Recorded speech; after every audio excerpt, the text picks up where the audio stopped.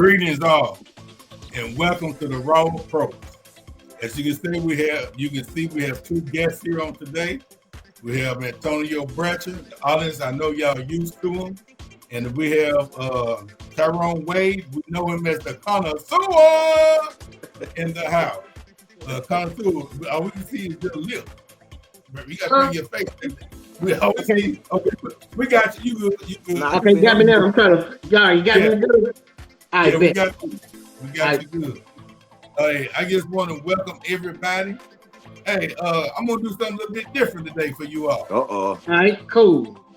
I like to do motivational moment. Come up with about 15 seconds to give everybody an inspirational, motivational moment to get them fired up for the cast, for the live. You want me? Who want to go first? You want me to go first? I go first. Go first. Go first. So we can get a sense. My motivational moment and my motivational quote or saying for today is, "Don't stop, get it." Don't stop, get it. Let me tell you why I say that, man. Y'all know I'm a big Luke fan, Two Live Crew. Mm-hmm. But in today's society, man, don't stop, get it means so much to me as well as other people, man. A lot of times we become discouraged for whatever things that goes on in life. And even though it say don't stop, man, we can't stop. We got to get it. At the end of the day, it's a comical saying. When everybody hears it, they know what it means. At least our age, you know. Brett always tell me I be dating myself. That's okay though. But I just want the audience to know, hey man, we're gonna go through trials, we're gonna go through tribulation, man. That's gonna be mountains in front of us. But no matter what, man, we can't stop. We gotta get it. And whatever getting it is for you, let's make it happen. Make it do what it do. I'll take a sip today. All right. They're refreshing water. My little motivational, I'm about to say, you got to go back some years ago when I was teaching at CCA. There was a saying that was out back in the mid 2000s. Anybody can get it. Okay. What that says to me is that, you know, you can get it. You can do it. No matter who you are. I mean, I done seen some of my former students as inmates get out and be successful. And they started way behind where I started from. They started further. I know people that, you talk about people having the same opportunities, but I know some folks that started behind enemy lines and doing well, doing exceptionally well. Uh-huh. So I say anybody can get it. If you put your mind to it, you can do it. Okay. So mine is anybody can get it.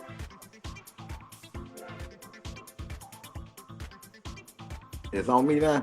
Yeah. It's on you, bro. Okay, Woods got quiet. He over there firing his hookah up. All right, I'm gonna do the I got a little something different. I'm gonna do the remix, the B mix. I know one of the quotes I used to say a long time ago, which I believe in, is be the change that you're trying to see. However, I'm gonna add a little tweak to it, and I'm gonna say don't let the change interfere with what you're trying to see, because I believe back then when we used to say be the change, people was afraid of change. You know what I'm saying? So that's why they say be the change that you're trying to see. But now change, as y'all know, I'm talking about you wake up to one system and then go to sleep and the whole system has changed. So I think a lot of people are so afraid of change, they let that interfere with what they're trying to see. So I just say, man, don't let the change interfere with what you're trying to see. And man, and I like that because there's so many things that's going on in today's time. And you're right. You wake up one day, the next day it's something totally different. Totally different, man. And we just sitting there talking about today. I was talking to one of my facilities as for we talk about young folks and how do you get the millennials and the Generation Z to understand the change is going to go on, change is going to come. Yeah. And with that, a lot of them have gotten to the point that it's easy to just say, I ain't got to do this. I mean, they do it more at the drop of a dime. I'm telling you. I got it. Yeah. All right. I thank you all for that. We're gonna move on today. I really want to talk about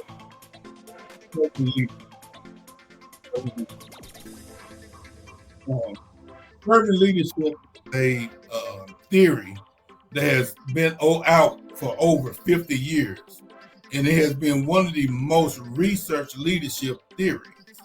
One of the authors that's well known for it, there's many authors, more current authors, but Greenleaf identified that in 1977. And so I guess Greenleaf, he did a big time research on servant leadership. Now, this is the catch. This is why I always like to have this conversation on leadership theories. We look at things from not only leaders. I like to hear from people that's not leaders, that's everyday frontline workers coming in and getting it. You know what I'm saying? So give me y'all perspective of servant leadership, and let me give you a couple things so you can gain an understanding. Anybody that knows anything about servant leadership, when you go in and read about it, it always talks about the example of Jesus Christ, how Jesus Christ was a servant leader. He didn't necessarily tell people things to do without him doing it. He led by an example. And so that's how he was a servant, more so than anything else as his leadership. Servant leaders perceive leadership as a continuous opportunity to serve others. And most importantly, what I like about the servant leadership theory, it is a role model. And it provides an opportunity for the servant leadership to be enhanced. So with that said, in your workplace, the things that you're doing today, the things you have seen in the past, what do you identify and how do you benefit from servant leadership? Well, I'm going to be honest with you. I haven't really did a lot of research on it, but just what you're saying, I've seen it. I've seen it. You know, when you first said servant leadership, first thing I thought about when I was coming up in the church, you know, you had two types of pastors. You had the pastor that was out there, the charismatic pastor. He was the one that everybody, you know, he set the tone. He was in charge. He delegated. And then you have the pastor that led by example. He was the one that got out there and helped you knock on doors. He was the one that was having what they used to call Meals on Wheels, where they fed elderly people. He was out there doing those things. He was out there with his parishioners doing things. He just wasn't there standing on top delegating, but he got involved. Now, in my current position as a teacher, I'm not in no leadership position, but I can tell you that, you know, I've dealt with some principals who, and even in the past, I've dealt with supervisors that got in it. They just didn't sit back in the office and just say, I want you to do this, I want you to do this. But they get out there and they got in with you. You know, we worked, you know, back in our younger years, we worked at places like, you know, your Hermitage Hall, your mental health cooperatives. We knew that there were certain supervisors that was gonna get in there and help you rough up the kids if you needed it. They weren't scared to get in there. And then there was gonna be those supervisors that would sit back and let y'all do everything and run and hide. So, but servant leadership is good because when you have a person that's a servant leader, they attract the best people. People want to work with somebody. I've seen jobs where a manager leaves and people that at their job follow them to different jobs. Yeah. I seen it at Lowe's. I've worked at Lowe's. I've seen it at Lowe's. You have a store manager leaves and the people follow. They go to the next door because that person is the type of person. Now they lead by example, but they get in there and they do the work. They just not sit up in their rooms or their office. They actually get in there. In there. Yeah. So, but you got to do it. If you want to be an effective leader, you want to get the best people. You will get the best people. If people feel like you got their back, you got their interest, you don't mind helping out, you'll get the best people. If you look at a lot of agencies where they in and out with employees don't stay, it's a lot of times it's at the top. The people don't feel comfortable. The people don't feel assured. And that's what servant leadership gives your employees. It gives them some assurance that, hey, I'm here for you. If you need me, I'll get in there with you. So that's what I'm saying. Because if a lot of people learn by hands-on. And that's what a servant leadership is. And also one of the things that I like to talk about with that is transformational leadership. But I'm gonna let the audience do their research on that. Go ahead, Mr. Burchell, what you got? Well, Woods, as you know, man, you done been around me and my leadership for quite some time. So, as you know, man, I'm a big believer and pusher of that servant style of leadership. And the way I view it, man, is basically really, and I really have this true belief. I feel like people don't work for me, I work for them. You know what I'm saying? I say it. I bleed it, I own it, and I live by that motto. And I think you kind of ask, how do I benefit, or how do we benefit from that? The way I benefit from that, because if they shine, I shine. You know, we always talk about that whole Tony Dungy style of coaching, man. But I have always been a believer of that. Like my people, like I'm gonna give you an example right now. We know in most of y'all areas it's snowing. I came from the trenches, so I know what it feels like to have to sleep in a program for 72 hours when it's snowing, because people are gonna call out and you're gonna have call outs. But like right now, I'm over 5 programs, but because I have that servant type of leadership with my people, man, like I don't even have to worry about having to go to programs because I make sure my people got what they need so they can run their program. But I just had that true belief, man, that my even though people are employed by me and work for me, but I really feel like I work for them for real. You know what I mean? I just try to move their way all the time. As you know, was also outside of what I do in my residential life, I had some experience with some non-residential companies, and I brag about it all the time. People laugh, but Waffle House, man, they have that same concept. Publix, they have that same concept. If you notice in Waffle House, man, soon, I don't care if it's a store manager, a general manager, an area manager, first thing they come in doing when they come in the store, they get on the grill. If they see it's crowded in there, they get on the grill and start cooking. Yeah. And I'm gonna tell you one of the big differences about that servant leadership is when you bleed it and it's in you for real, your staff can tell that it's not forced. They can tell that you're comfortable doing. Yeah, I'm not just coming out here because the cameras are rolling and I'm taking pictures, whatever. I don't know if y'all ever seen that meme where the guy helping the homeless person and he taking a picture while he doing it. You know what I'm saying? Yeah. Ain't no pictures. This just me. When I come in the program, I'm going in the back to check on the staff and the kids, and it's natural. It ain't because somebody told me to do it. And people can see that and they can feel it. Because the thing about it, man, when you are genuine, people would, man, they would knock down walls for you. Mm-hmm. Because just as Connoisseur spoke, man, you got people that would leave one job and follow you and follow you and follow you, and this happens no matter what. You know that when you left from one spot and came to another one, everybody came, and what did you tell me? I didn't bring them. I didn't bring them. They came because they found you. They heard, and just like the best advertisement as well as the worst advertisement, even today, is that word of mouth. Yeah. Word of mouth can expel you. Word of mouth can hurt you. But that's why you got to be true to the character that you are. You know what I'm saying? Yeah. Good one. All right, let me get this to y'all.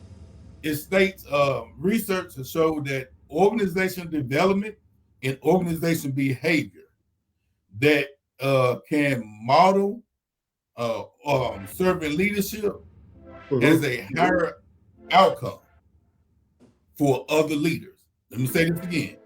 Organizational development and organizational behavior, which is 2 things I teach.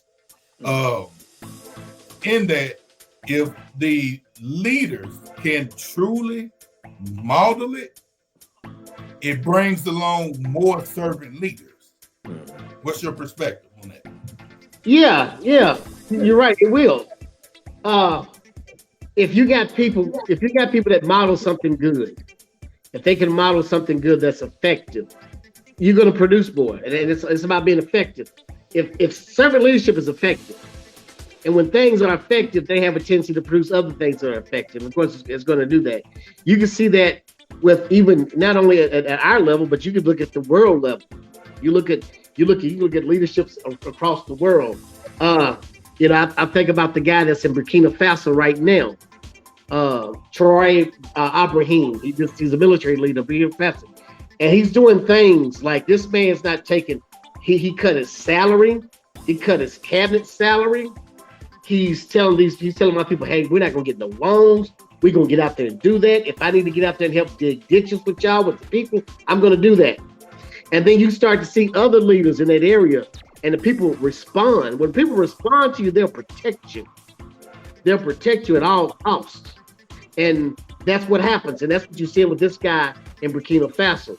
His people protect him at all costs. And now you see in other people in that area that's kind of following his model, because it's like, look, this is going to offer me protection, you know. And you can look at that even as, you know, we come back to America, we come back over here, and you look at what rappers do, certain rappers.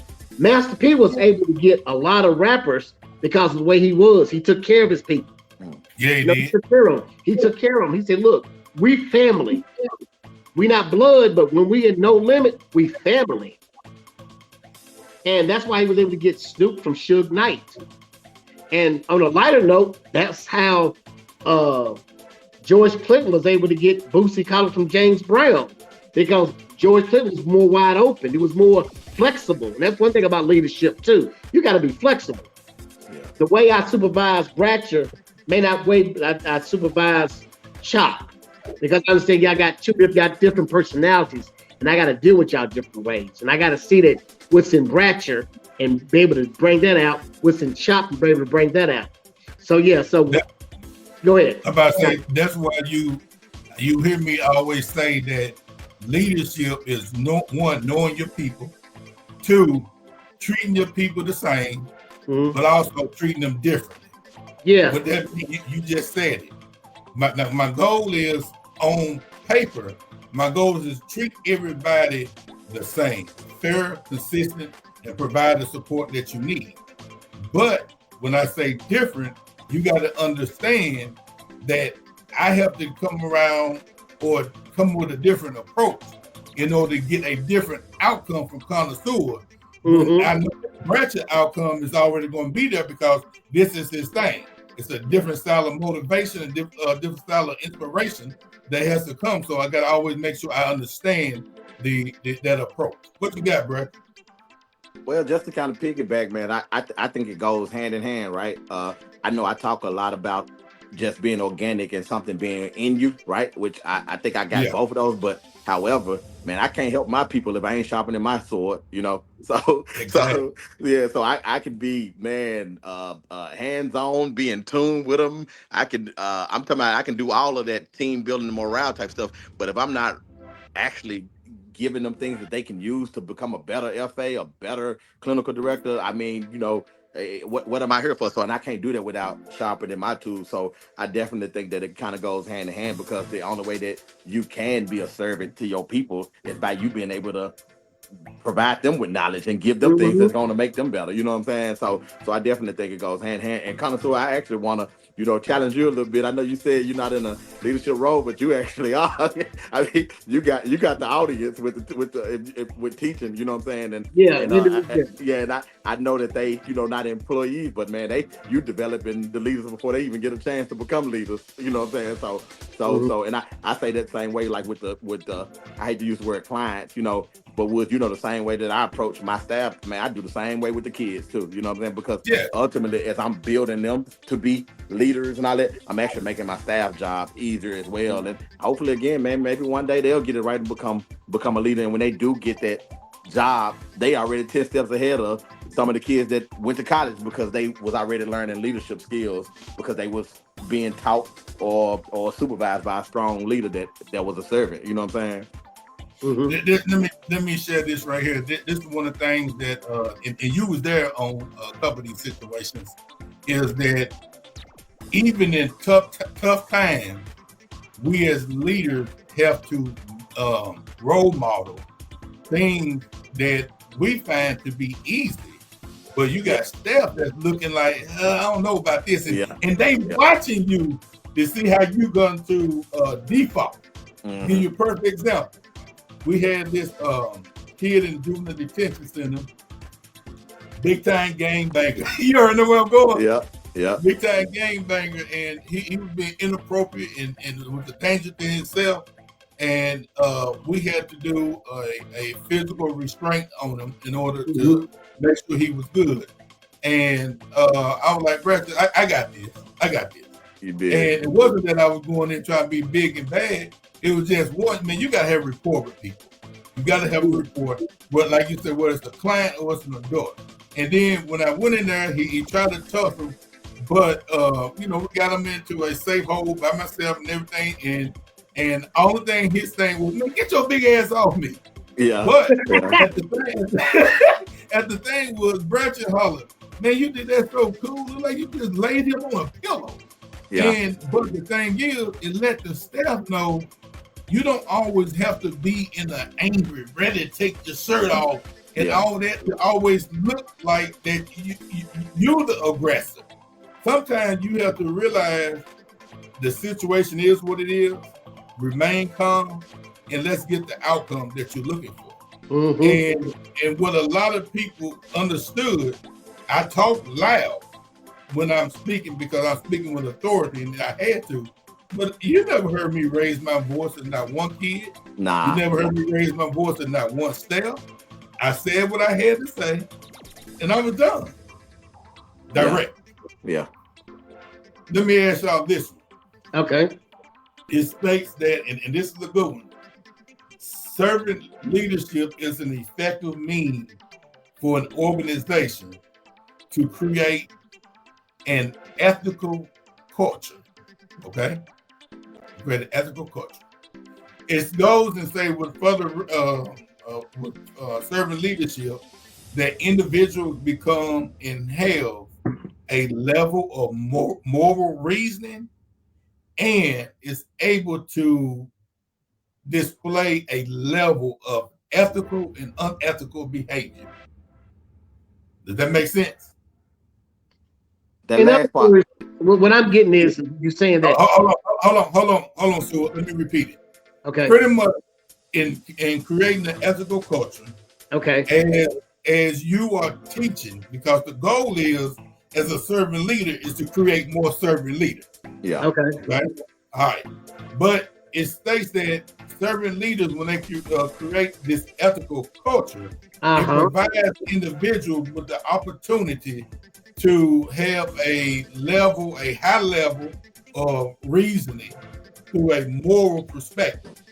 And they are able to make ethical and unethical decisions. Okay. So basically, from my understanding, servant leadership, which is showing people how to do things, getting in there with them, provides a basis of accountability. And I want to say transparency. And if you provide people with transparency, then you know what you do, and accountability, okay, you say what you're going to do, then they're more likely to behave better or be more ethical because they see, okay, my works can get rewarded, as opposed to a leadership that's greedy, that encourages people to be greedy, selfish, and unethical. Is that what you're saying? That's what I'm getting. That's your perspective. If that's your perspective, that's not wrong with that. Yeah, okay, yeah. That's what I'm saying. So servant leadership creates a culture of ethical because if you got everybody on top behaving in a certain way, hopefully it trickles down. And what's trickling down is transparency and accountability. And if they see that the top is transparent and they'll be accountable, then they'll more likely be like, okay, I can be more open up with you. You see what I'm saying? That's how I look at it. What about you, Brett? I'm gonna tell you what I took from that. I'm gonna go to like expectations, right? You know what I mean? And I know one of these old quotes we used to say in our field is inspect what you expect, right? Right. And I'm telling you, not only does that make sense, it works, right? But if you're not a servant leader, it really ain't worth the paper that it's written on, right? Because you're inspecting something that you expect, and you're gonna always be disappointed because the people expectations didn't meet your needs, right? I do feel that a lot of the times that whether it's residential, whether it's Waffle House, whether it's Publix, a lot of times people sit in training, they go through policies, they go through all this, and they call bullshit. They say, man, these expectations are unrealistic. They sign up for the job, say I'm gonna do it, but man, I'm gonna cut every corner I can because it's unrealistic. But when you're a servant leader and you're actually out there inspecting what you expect live, not after people got off or not, doing business hours when it's convenient for you. Like I'm gonna give you an example, and I, of course, I'm always gonna talk about residential because that's that's cool. My life, right? So we third shift. Woo! That's one of our ones, man. And I'm talking about me and Woods, man. We was tasked with undoing and redoing and retraining a third shift culture that had been that way for years. And everybody knew it was that way. And they looking at us like, fix it. You know what I'm saying? Okay. Fix it. After we got outside of ourselves, because we was looking at them like, why would we fix something that y'all allowed 5 years? But again, our name was on it, right? But we had to inspect what we expected live. We couldn't manage third shift without ever going there. You know what I mean? And being honest, me and Woods had to change our schedule. You remember that when we rotated and we said we gonna stay there to 12 a.m. until we inspected what we expected and showed them that these expectations are realistic. Because being honest with you, we were giving them not like me and you wrote it out. We just was giving them what somebody else gave them, but them expectations were unrealistic for them because they could not do that until we role modeled it and showed them. And when we did that, was what happened, man. The expectations started being met because they saw us doing it. Then they was like, two things happened there. They either met the expectations or they either left. Yeah, they really because the expectations were too much.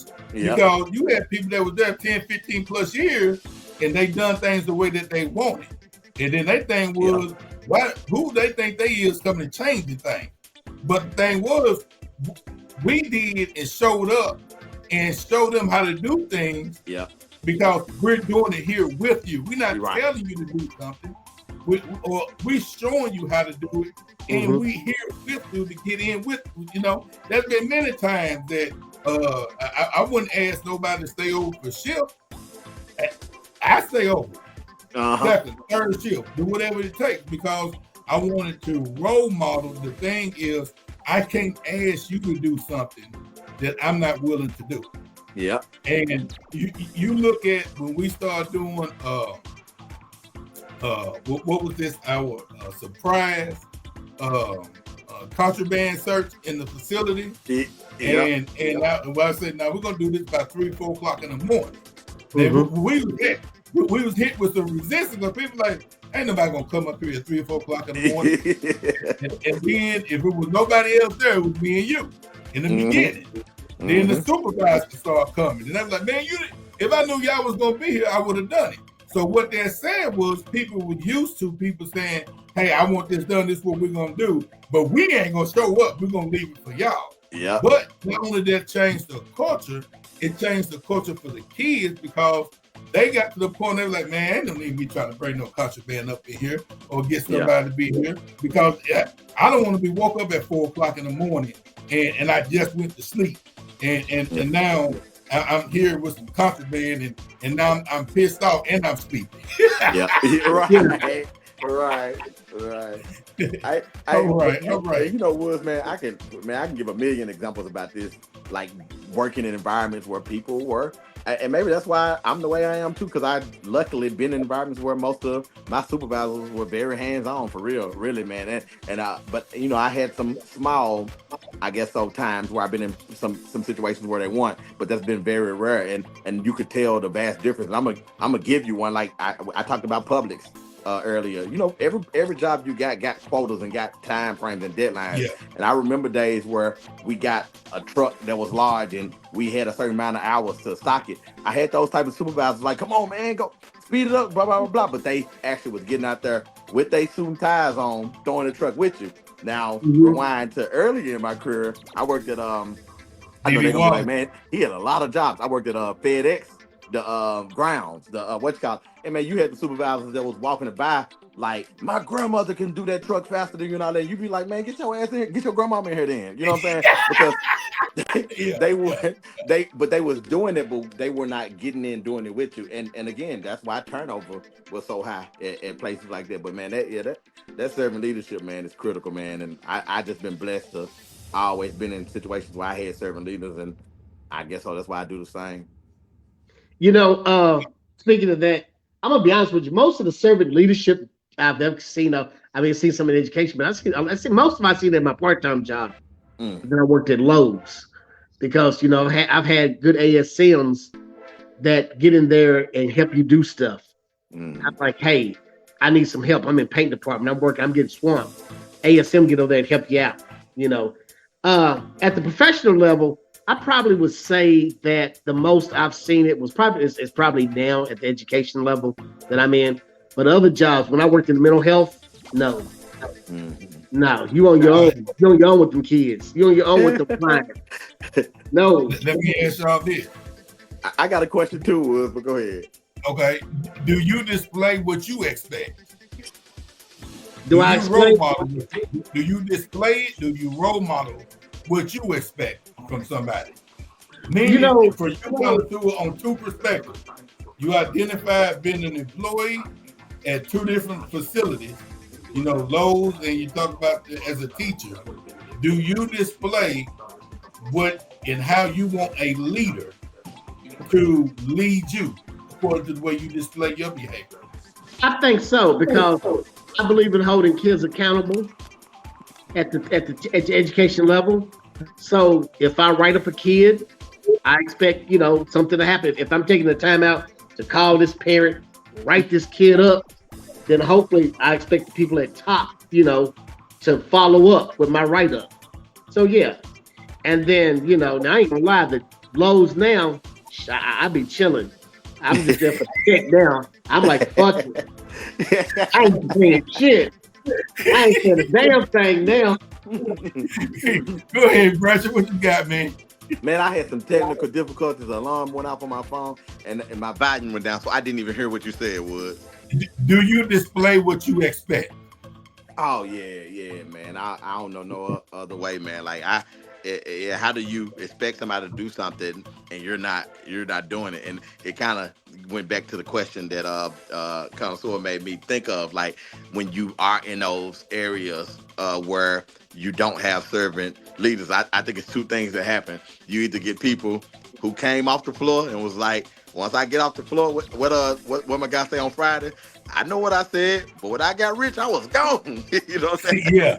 So you got people that got off their floor and be like, I'm too good for that. Or a lot of times you got the opposite, where people get promoted into positions that never came up through the ranks and they don't even know how to do it themselves. That's why they not, out there being that servant leader. But yeah, definitely, man, I display what I expect because I do want an outcome at the end of the day, man. You know me, I'm outcome driven, man. Of course, I definitely got bills just like everybody else, so I expect to get paid every 2 weeks, and I look forward to that. But I love outcomes, man. So at the end of the day, it ain't about me being in charge, me saying, oh, this person worked for me or they did what I told them to do. I want an outcome. I want a finished product. You know what I'm saying? So yeah, I definitely display what I expect, because without doing that, you're not gonna get the outcome. You said you had something to ask, Brett. That was it. I asked about the when Connoisseur talked about been remembering times where people wasn't that servant leader, they wasn't coming to the floor, they wouldn't help them with that. That was my question. Like, is that a reflection of sometimes people getting promoted into positions that they don't know how to do the things that's below them, or either people who, as soon as they got promoted, they said, I ain't never going back. You know what I'm saying? So again, which both of them are probably examples of people who no longer comfortable doing the grunt work. You know what I'm saying? But I enjoy the grunt work, man. Okay, let me miss the grunt work. Okay. I'm going to ask you all this right here. We're going to go into our inspirational moment for the audience. Okay, and this is where, as we wrap up, Connoisseur, I ask people to give me an inspiration or a motivation quote from you that you find personal that you want to share with the audience. But also right now, hold on. Also right now, this is the opportunity where I ask the guests If y'all want to, you can ask me any questions at this moment in time as well. Okay. You can go first, Brett, if you want to. Oh, okay. Mine is, I ain't got a quote, so I'm gonna get a little long-winded and a little deep with mine. You got to become philosophical. Not philosophical. Mine is just about a way that I challenge myself to move, and I tell everybody that they should move. And I know a lot of people are not in positions or work in areas where there are levels, but even if there are not levels, like whether it's a 1 or 2 or supervisor on that, you can find levels within any system that you work in, live in, play in. It don't matter, whatever. So I just challenge people. Like I say, I'm gonna use a supervisor for example. If you're in a supervisor position, man, always carry yourself as if you are in a higher position, the position that's higher than what you are in. You know what I'm saying? Mm-hmm. Always move and and react as if you're in a position higher than that. You know what I'm saying? Aim for that, but never forget to work like you're in a position that are 2 positions lower than you. You know what I'm saying? I think that, that goes back to that servant leadership style. I always aim to be the president, the vice president, the shift supervisor, whatever that is above you, but never forget that we all are direct care staff at the end of the day. So long as you work like that direct care staff, but carry yourself like that president, man. I think that's just a key proponent to servant leadership. All right. What you got there, Connoisseur? Well, when I think about servant leadership, and it's also a respect thing. It's also a give and take as well, and how you treat people. That's the main thing about servant leadership, how you treat. So my quote is from Confucius. Confucius says, "Do not do things unto others but you don't want to do to them." That was Confucius. So in a servant leadership, also remember how you treat your employees. If you want to get respect, you got to treat them respect. If you want them to work hard for them, or you want them to work hard for you, you got to work hard for them as well. It's an equal thing, equal bilateral thing that you have to do. And like I said, I've seen supervisors who've done that well, and they get the best employees. They get people that want to come and work for them. So that's been my inspirational moment for the audience. All right. Do you have anything that you want to ask me, Connoisseur? Let me ask you. I've only been in a leadership position once when I worked at, years ago. So I haven't had a lot like y'all have. Y'all been in more leadership position than I have. But I was gonna say, what's been your most difficult leadership position? What's the one place you was like, man, I'd never do that again? I've never had one. Never had. Okay. I never had one. Let me tell you why. And this is something that, man, I preach and I teach. And I have to, for me, I had to learn that once you step into a position, you got to handle that position, whether it's good or bad, ups and downs. And you got to identify you stepped into it, and that there was probably going to be a lot of learning curve for yourself, because in today's society, people don't give you a roadmap and say this is what is expected. Mm-hmm. So a lot of times you do a lot of living and learning. And so in a lot of leadership positions, I understood, one, it's a lonely position. That's number one. It's a lonely position. It is. And then be mindful that even when you start making changes and you are bringing about changes, people going to always find something just make it seem like you're not doing enough. But when you gone, they realize I should just kept my damn mouth shut. Yeah. We had it good.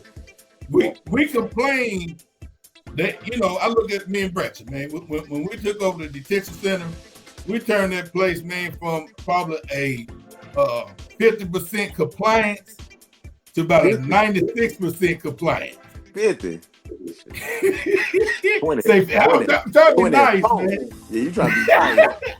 But the thing is, from court liaison to executive leadership of the company, they complained about the damn 4%. Mm-hmm. Didn't learn how to appreciate the 96%. compliance. And but hey, you know what I'm saying, man? Nevertheless, it's part of the position. You go in, you handle it, and then you know, for me, I just realized in dealing with Bratcher, it's I'm gonna tell you what's funny. I always compare relationships and business together.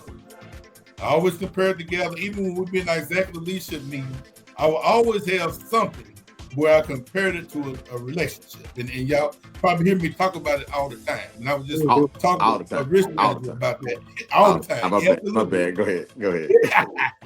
But the reason is I do that because everybody has had a relationship of some sort. Good, bad, indifferent, wonderful relationship, terrible relationship. But you had it. So my thing is, when it comes to business, let's take the I'm at work title off the issues that I'm having at work and put it on a relationship situation and look at those facts.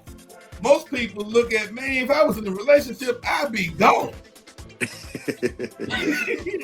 Well, you know, there comes a time that everything don't always have to be bad in order for you to find an out.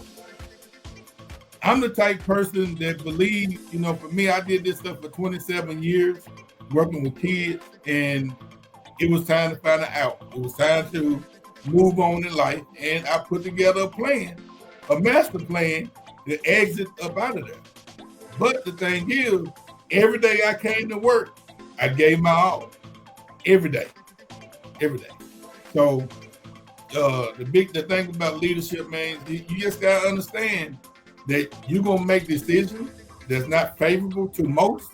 You're gonna make decisions that you're gonna have to stand alone and stand on it. It is what it is. So as we're giving models, anybody else got anything else they want to ask? And I'm gonna share my little inspiration. I got something a little crazy, man. You know, that quote that you shared was great, and I'm excited just because I got somebody. I'm gonna look up Confucius. I can say that I'm from Memphis. I can say it and don't feel bad. Confucius. I'm finna find some more quotes from Confucius. That in Pimp C. That in Pimp C. Look, even Project Pat got some good quotes. I'm excited. Even Project Pat got some good quotes. They all do. Yeah. This is what I wanted to be able to share with people today. And this is valuable. There's a lot of pressure on young folks, old folks, medium folks, in order to just make a living and live a life. You know what I'm saying? Pressure becomes difficult. If you don't know how to handle pressure, pressure can cause stress and strain, heart attacks. Pressure can cause any type of ailment to speed up in your system. But most important, man, I like to tell people that the old wise saying is that pressure bursts pipes. We done heard that. But on the flip side, pressure also make diamonds. You know what I'm saying? Pressure make diamonds. So it's how you determine how you want to handle the pressure. All right. Next week, y'all, I'm going to have Connoisseur back on. We'll dive into a little history and dealing with DEI in a little bit more detail. Tune in. It's going to be an interesting conversation because anyone that know Connoisseur, history is his thing, and he always wants to be able to give some information that people not ready for. So, Bratcher, you ain't got nothing to do next week. I'm gonna reach out to you. Man, I got a job, man. I got I might be logging on to see what y'all gotta say, but I can't express what I want to say about DEI. I'm gonna leave it at that. Absolutely. That's no problem. I'm just joking. You know. I know, but I know how to balance. Let me get a sip of this lemon water before I close out. All right, y'all. I appreciate y'all for that. As we wrap up, I want to thank each and every one of you all for tuning in to the Raw Approach on today. We had a good show dealing with servant leadership. Had 2 guests that was very informative. But hey, let's do it again next week. Remember, small victories lead to greater success. I am Dr. Woods, and you had just been hit by the Raw Approach. Peace out. All right, bro. All right. You know. Uh-oh. All right.